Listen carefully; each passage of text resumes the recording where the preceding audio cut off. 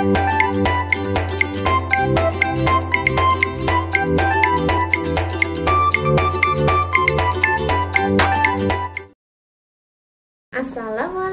warahmatullahi wabarakatuh.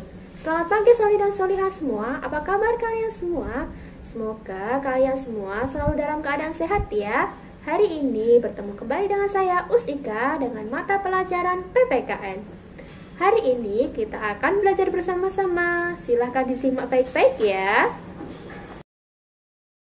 Soli Soliha, hari ini kita akan belajar bersama-sama PPKN tema 3 tentang arti penting musyawarah. Materi yang akan kita pelajari hari ini terdapat pada KD 3.1, memahami arti gambar pada lambang negara Garuda Pancasila. Soli Soliha, materi kita hari ini terkandung pada Quran Surat Ali Imran ayat 159 yang artinya, maka disebabkan rahmat dari Allah lah kamu berlaku lemah lembut terhadap mereka. Sekiranya kamu bersikap keras lagi berhati kasar, tentulah mereka menjauhkan diri dari sekelilingmu. Karena itu, manfaatkanlah mereka, mohonkanlah ampun bagi mereka, dan bermusyawarahlah dengan mereka dalam urusan itu. Kemudian, apabila kamu telah membulatkan tekad, maka bertakwalah kepada Allah. Sesungguhnya Allah menyukai orang-orang yang bertawakal kepadanya. Musyawarah. Apa itu musyawarah, Soli Solihah? Ya, musyawarah itu bertujuan membahas bersama suatu masalah dengan tujuan mencapai keputusan bersama untuk menyelesaikan masalah tersebut.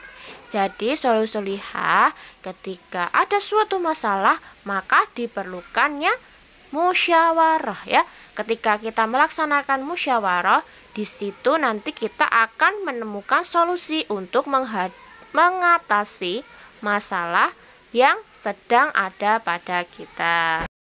Musyawarah merupakan salah satu cara untuk mencari keputusan bersama.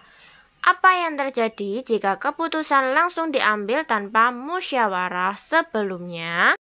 Jika sebuah keputusan tidak diambil tanpa musyawarah, biasanya akan ada pihak yang kurang terima terhadap keputusan karena ada sejumlah pihak yang biasanya tidak terlibat dalam proses pemutusan. Jadi Soli Solihah, ketika kita memutuskan sebuah masalah maka harus diadakan musyawarah untuk mencapai mufakat ya, supaya tidak ada perpecahan antara satu sama lain, tidak ada perdebatan antara satu orang dengan yang lainnya. Contoh kegiatan musyawarah di sekolah. Musyawarah yang dilakukan di sekolah, contohnya yang pertama ada bermusyawarah atau melakukan pemungutan suara dalam memilih ketua kelas. Ketika memilih ketua kelas maka dibutuhkannya musyawarah ya Soli Solihah ya, supaya bisa diterima baik oleh semua anggota atau semua siswa yang ada di sekolah. Kegiatan musyawarah yang kedua yaitu berdiskusi kelompok. Ketika kita belajar kelompok, biasanya dibutuhkan juga musyawarah ya Soli Solihah ya. Kegiatan musyawarah yang ketiga yaitu menyiapkan rencana berkunjung bersama-sama ke rumah teman sekelas yang sedang sakit. Ketika kita ingin mengunjungi teman kita yang sedang sakit, maka dibutuhkan juga musyawarah ya Soli Solihah ya. Kegiatan musyawarah yang keempat yaitu berbagi tugas kelompok secara adil. Jadi ketika ingin membagikan tugas kelompok maka dibutuhkan musyawarah ya, supaya bisa dibagi secara adil. Selanjutnya, contoh musyawarah di rumah. Kegiatan musyawarah di rumah yang pertama ada berdiskusi tentang tujuan liburan. Biasanya ketika ingin berlibur pasti akan dilaksanakan musyawarah ya Soli Solihah ya, untuk menentukan tempat dan waktu berlibur.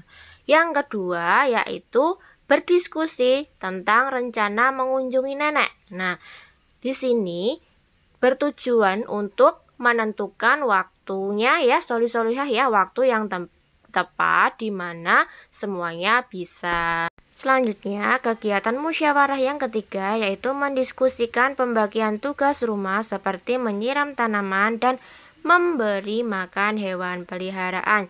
Jadi, untuk tugas rumah biasanya juga diadakan musyawarah ya soli-solihah ya, supaya bisa dibagi secara adil. Yang terakhir, contoh yang terakhir ya soli-solihah ya, contoh musyawarah di masyarakat. Yang pertama, berpartisipasi dalam pemilihan ketua RT. Ketika kita ingin memilih ketua RT, maka dibutuhkan musyawarah. Yang kedua, mengikuti pemilu. Ketika akan adanya pemilu, maka dibutuhkan musyawarah juga ya soli-solihah ya.